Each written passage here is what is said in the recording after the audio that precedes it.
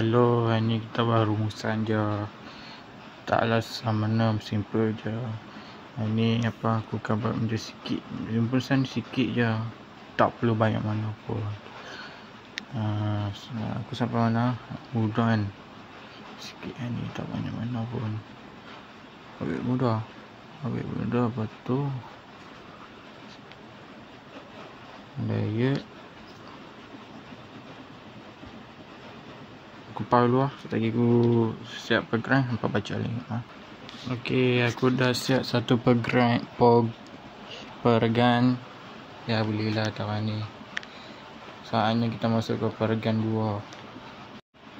Okey, kita langsung ke kesimpulannya. Koma, amalan, diet, haruslah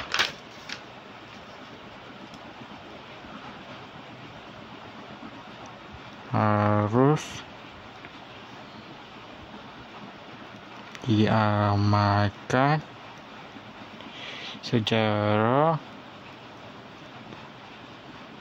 berterusan. Aku sudah tulis ya? Dah betul. Oleh masyarakat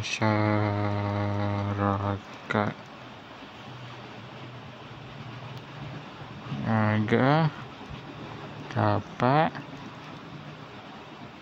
melahirkan individu yang sihat.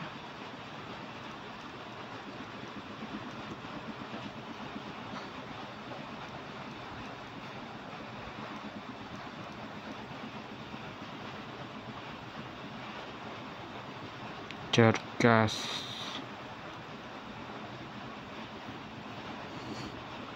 dan mampu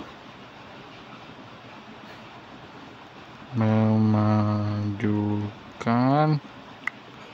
negara, bukan membebankan negara.